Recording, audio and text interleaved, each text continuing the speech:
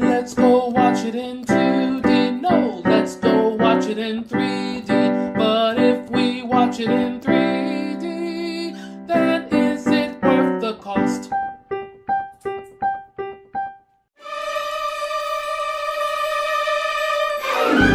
Engine heat extraction! We're on our way! On July 27th, Showtime. get ready for more action, Suit up. more impossible missions, I'm sorry, what? You in or out? In. Mission Impossible Fallout. Hello.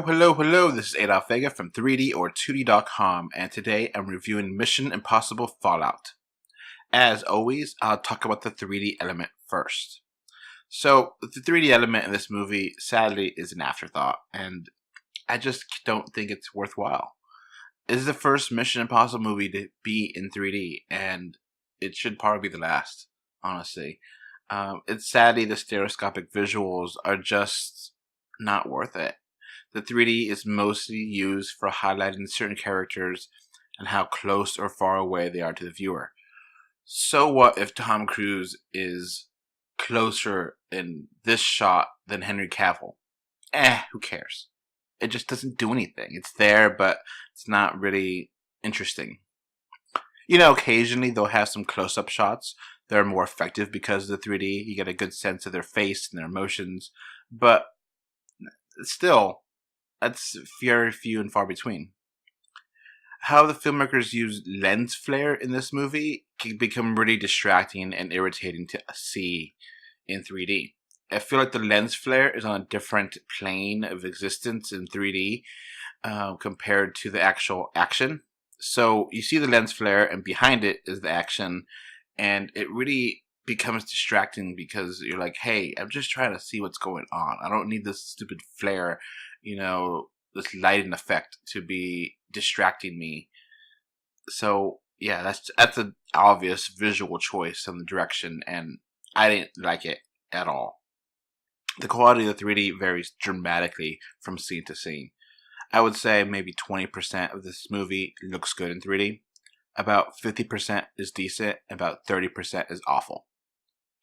At one point during the movie, I had to take off the 3D glasses, rub my eyes, and just kind of recenter because I just was having some eye strain because of this movie. I never get eye strain when watching a 3D movie. I have almost 20/20 vision, so that shouldn't be something that happens when I watch this movie. Look, all in all, the 3D is just not worth it. It's an afterthought. It's, it's here and there. It's like, okay, that was kind of cool. Okay. They forgot that's in there for like half of it. So my final verdict for the 3D element of this movie is going to be weak 3D, 2D recommended. Honestly, it's just not worth it. So don't watch this movie in 3D. Update. Recently, I rewatched Mission Impossible Fallout in a different theater and had a different 3D experience. Unfortunately, the implementation of 3D in theaters can vary dramatically from theater to theater. When it comes to going out to the cinema to watch the movies, you can take for granted certain things, such as the audio syncing perfectly with the visuals. However, you cannot assume the 3D visuals will be equally enjoyable in each cinema. In my first 3D viewing of this movie, the movie looked kind of blurry and it was overall very subpar. Were these issues with the fault of the specific theater, or was it the fault of the 3D visuals? I don't know. At first, I thought it was the fault of the 3D visuals. And, after posting the review initially, I noticed that many people were really enjoying the 3D aspect of the movie. And I wondered if my review was not fair, and if it wasn't really an accurate representation of the quality of the 3D. I usually try not to second guess myself. It never ends. If you second guess yourself here and there, it just, why not third or second or fifth or fourth or seventh or eighth guess yourself? You just gotta play with the cards you're dealt. So, knowing how much people really enjoy the 3D aspect of this movie, I was like, alright, I think it might be prudent to go ahead and rewatch the movie and see if the 3D is significantly better than my initial review. So I rewatched the movie in 3D in a different theater and had a superior experience. The experience is so superior that I feel comfortable changing my initial final score for the 3D aspect of this review of this movie. During the second viewing, I noticed more 3D depth and more pop-out 3D elements. I can appreciate the acting and the facial expressions of the actors more because the close-up shots use 3D. The movie uses pop-out 3D in several fun scenes. Several scenes show debris flying out the screen and eye-pop in 3D. Many times guns were pointed toward the audience and they really popped out of the screen. Many establishing shots use the 3D to showcase objects being closer or farther away from the viewer. It really makes you feel like you're in the movie and really feels like a real, like, actually there and not just watching a movie. The movie uses many layers of 3D to make a more compelling visual presentation with many locations and characters who appear to be in different layers of 3D. Some closer, some farther. It makes you feel really into it. It makes you more into the action and, makes you care more about the characters because they're not flat. They appear more lifelike. The 3D is far from perfect, with some problems with the lighting in many scenes. The use of lens flare in the movie is awful. I hated it the first time I saw it. I hate it again now, and I, usually don't mind lens flare. I think it's kind of neat, but in this movie, it drives me crazy. And I just hated it again. I'm not going to not hate lens flare in this movie. It's really distracting, it's bothersome, and it gets in the way of the action. Like, the lens flare is a serious issue here where it just isn't very much of an annoyance and a distraction, and it just kind of ruins the scenes that are very important in the movie. And it's like, damn lens flare, get out of the way. I don't want to see you. I want to see the characters. And I really can't stand it.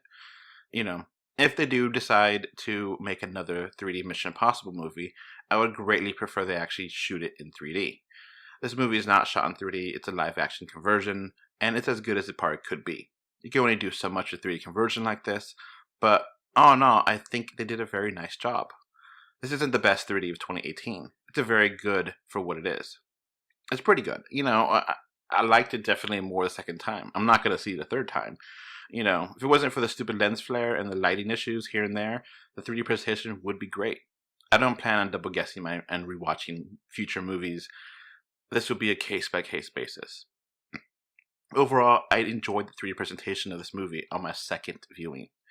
Unfortunately, you may have a really bad viewing like I did the first time. So, it's very unfortunate that it's not a uniform thing. I don't want to recommend something and then people go out and then their specific theater sucks. And their theater hasn't updated to the newest bulbs or fix the projection or have really clean screens. I remember I went to one movie and the screen was dirty and I could see the dirt and it kind of threw off the actual movie because I just couldn't stop seeing the dirt on the screen. Like somehow, this theater just never washed the screens. And I never really thought about the screens being dirty, but once you see nasty screen and the projection on there, it's just thrown off some. It's just distracting. And unfortunately, not all movie theaters can be equally good. And, now I do feel comfortable recommending the 3D aspect of this movie, Mission Impossible Fallout. I do think it's a pretty good 3D. And that's where I'm going to land on the final score for the 3D. Good 3D. I recommend it. I feel comfortable recommending it now. It's not the best, but it definitely is very nice. Alright, that's going to be it for this update of the 3D section. After these messages, we'll be right back.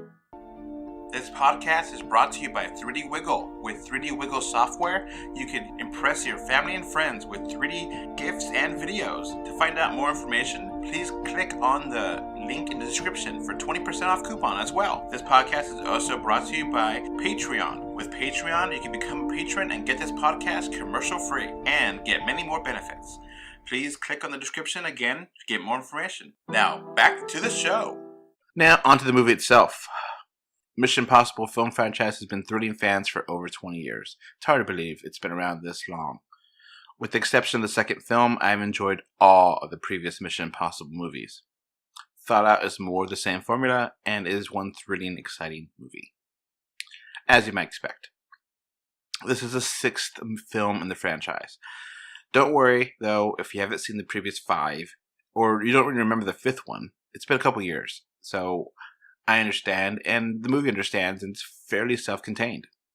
Tom Cruise is the lead character in every Mission Impossible film, and he is incredible in the role of Ethan Hunt. He's like a superhero. He just nails it every time, and there's a reason why these movies continue on for 20 years, and this is the 6th movie, because Ethan Hunt, or Tom Cruise, is awesome in these movies.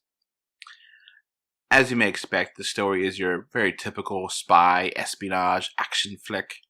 A terrorist organization has gained access to nuclear bombs, and the Impossible Mission Force is trying to take control of the situation and prevent tragedy.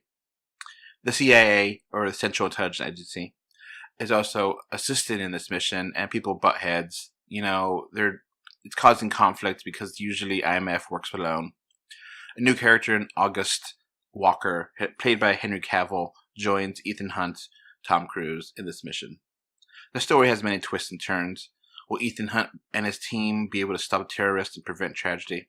Well, you have to find out by watching the movie itself. I'm not going to tell you any spoilers, nothing like that.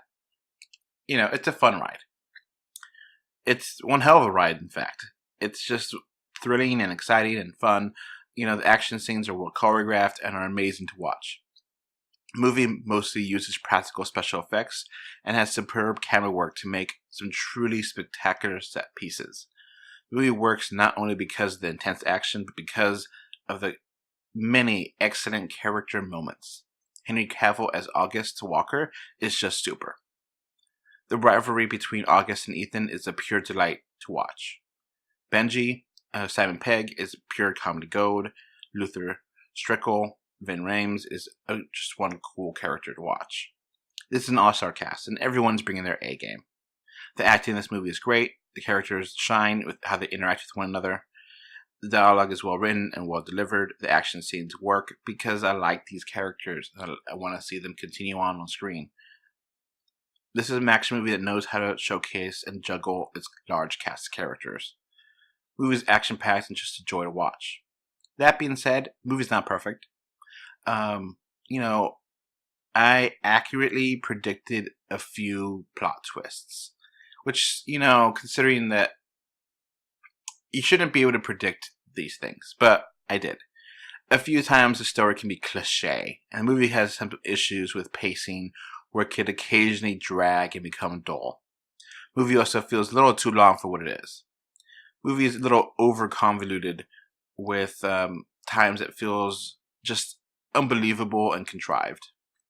Issues exist within this movie. They're minor, and they don't overall ruin it. Simply put, Mission Impossible Fallout is a great action movie. Small things keep it from achieving cinematic perfection. This is a must-watch action movie. Don't miss this epic, awesome movie. So, upon my second viewing, I wanted to mention a few things about the movie. I did notice a few more things. Obviously, if you see a movie a second time, you see more things when you're there. But I did feel like the actors just did a really great job. I mentioned many of the actors before, but I also want to now mention White Widow as Vanessa Kirby. Her presentation is very complex. She has fun chemistry with Ethan Hunt. My second viewing, I really liked Angela Bassett as Erica Sloan as a CIA director. She's a very strong performance, and the presence on screen is really nice. And I really like just all the characters here. I mentioned before Henry Cavill, and I really like Luther Strickle or Ving Rhames. Is just one cool, charismatic character.